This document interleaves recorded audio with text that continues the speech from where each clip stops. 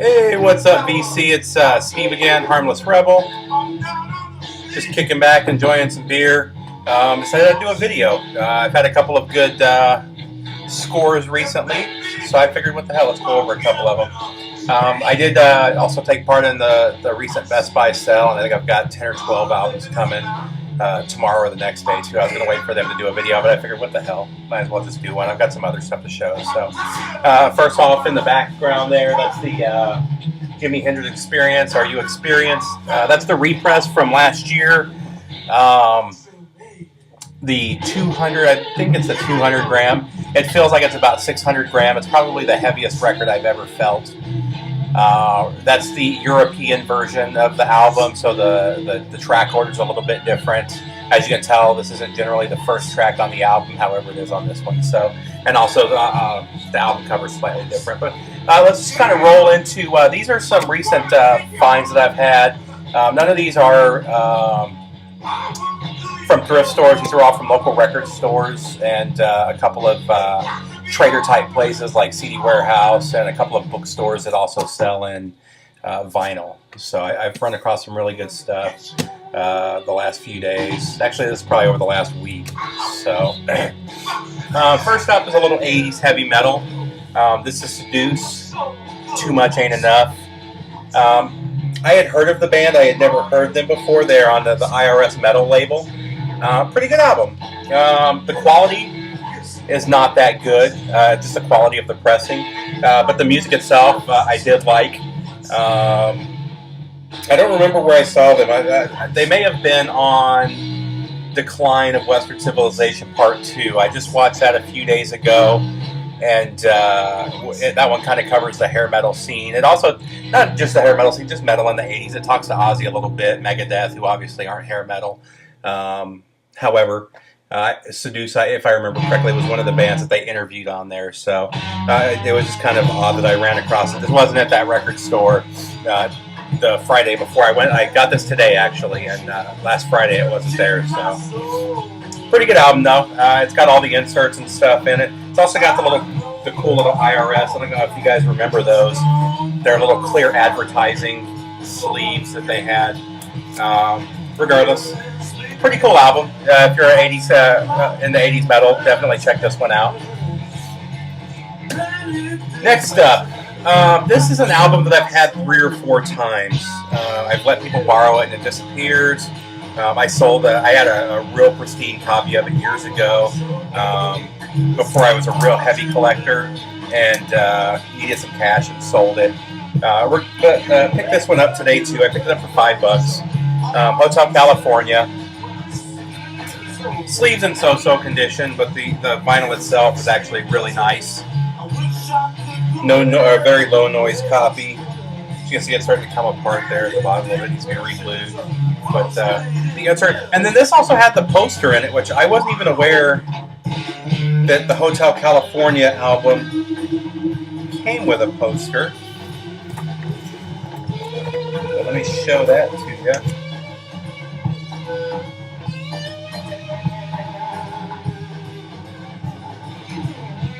So that was in there as well. So that was just kind of a little welcome surprise. Again, I picked this one up today too at CD Warehouse. I had some really good finds there today. So again, Eagles Hotel California. Next up, I just don't see anymore in the record stores, is U2. And I ran across the Joshua Tree, which is probably my 3rd favorite of the U2 albums. But it's in overall in decent shape, as you can see.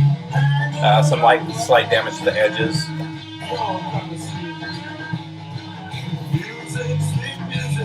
And then again, this one's also got the booklet. I don't know if you call it a booklet or the poster, whatever you want to call it, with the lyric sheet on the other side of it. Great album. I love U2 through the early 90s. I'm not a big fan of anything that they put out after that. I shouldn't say that. They've had a couple songs here and there, but albums-wise, I prefer their 80s and through the early 90s. So. Next up, while we're on the subject of Jimi Hendrix back there, I picked up the Rainbow Bridge soundtrack with Jimi Hendrix.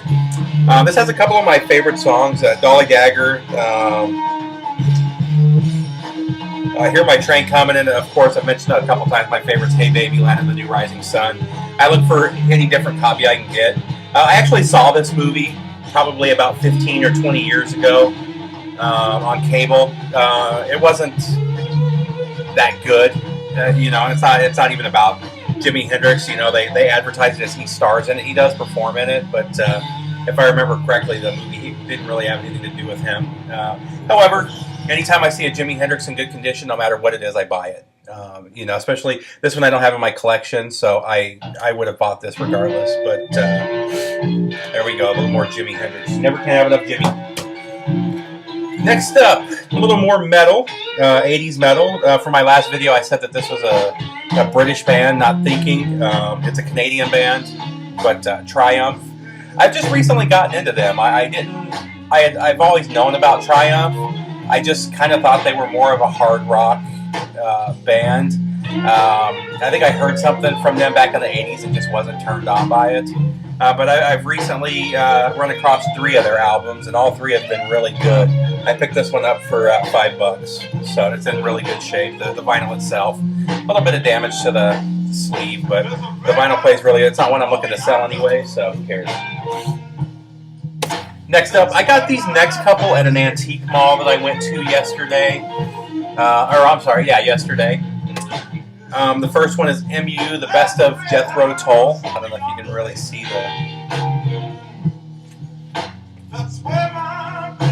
kind of hard to read there. I'm familiar with a few Jethro Tull songs. I've never really listened to much Jethro Tull. I mean, obviously I've heard Aqualung and a couple of other songs. So I figured I'd check this out, see what I thought of them. You know, I always hear people talking about how good they are. Like I said, I've never really listened to them. I figure the best of's a good jumping off point. So next up, a couple of country greats. First up, Hank Williams Jr., The Pressure Is On. I paid $2.99 for this. It's in really, really good condition. The vinyl itself's in great condition as well. It's a stamp promo. Country Boy Can't Survive, one of his big hits there, is on here. Let's see.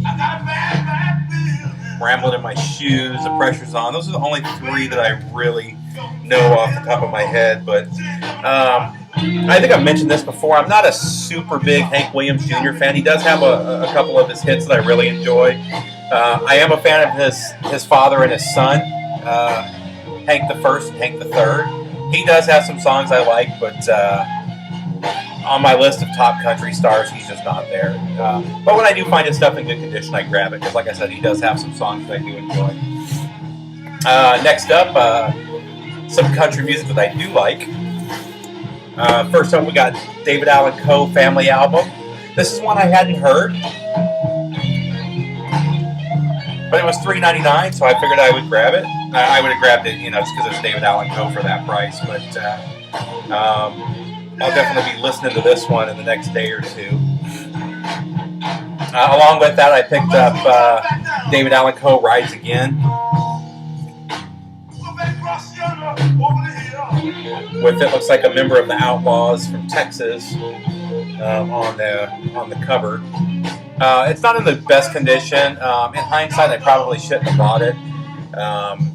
There's no major scratches or anything on it, but it's got a lot of noise. I listened to the first 4 songs and I had enough. And I like this album. I like almost every song on it, especially Willie Whalen and Me. But you know, If It Ain't Country is another great song. Lately, I've been thinking Too Much Lately, another one. It just sounded horrible. So I'll have to keep an eye out for another copy of this. But David Allan Coe is another one. If you're into rebel country or outlaw country, whether it's Waylon Jennings, Merle Haggard, Johnny Cash, any of those, Chris Christopherson, if you say David Allan Coe, pick it up. Great outlaw country. Next up, Waylon and Company. Again, this is from the Antique Mall. A bunch of great songs on here as well. I love Waylon Jennings. Again, anytime I see anything by him, I grab it. This is one I didn't have in my collection. It's in great shape, still in the original shrink. So pick that one up. So this next one I've been looking at for a while. And I got to thank you guys in the VC. You're the reason that I grabbed this album. I've always liked electronic. I was actually an electronic DJ in Japan for a number of years. I started off at the bass club with just pop. I'm sorry, it's not pop, but popular music at the time. This is 96, so it was mostly alternative, a little bit of metal, a lot of hip-hop, but on the bass clubs when I was stationed in Japan. And I got into electronic music at the time. That was about the time that Daft Punk came out, Crystal Method, a few other bands, Block Rock and Beats from Chemical Brothers came out.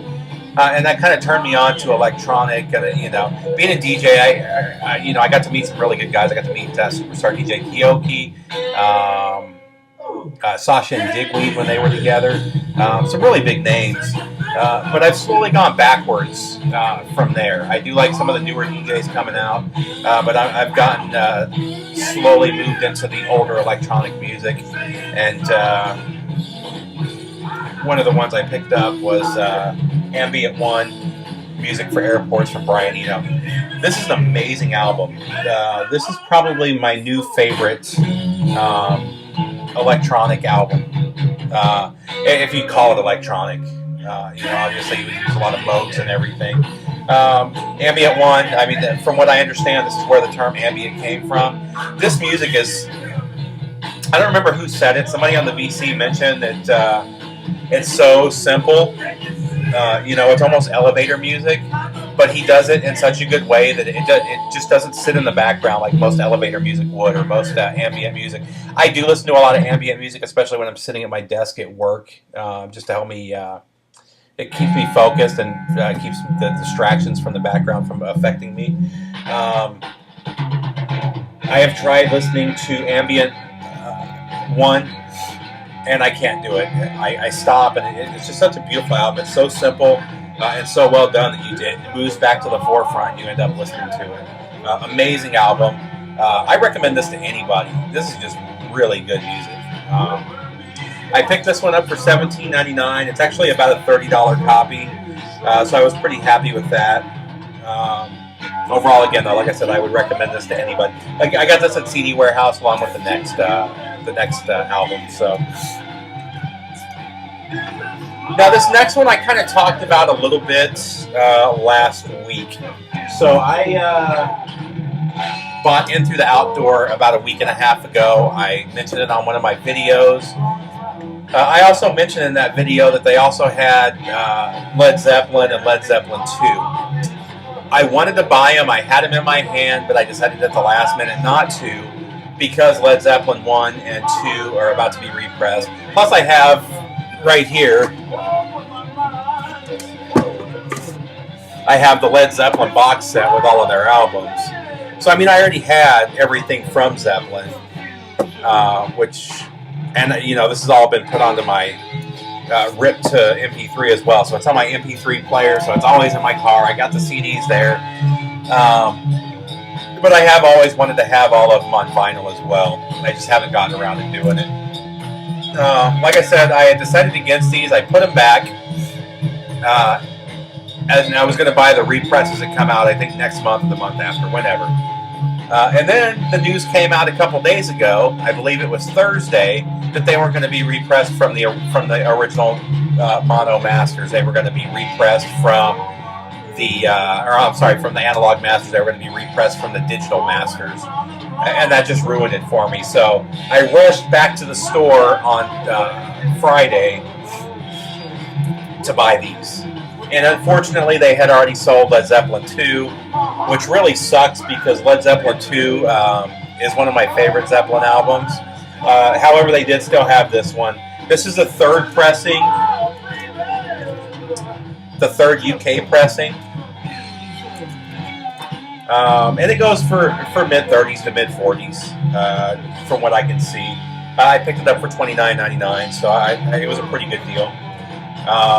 Sounds amazing. I mean, it's just a beautiful copy. It's really nice sounding. Very little noise between the songs, and that's about it. You don't hear anything during the songs. No pops, no skips. Just really, really nice. So, Led Zeppelin. That's my last one for this video. I'll also do another video shortly for some thrift store scores that I've had recently, and then I'll do one once my Best Buy purchases come through. So you guys will see me again soon. Other than that, have a great night, BC, and take care of yourselves.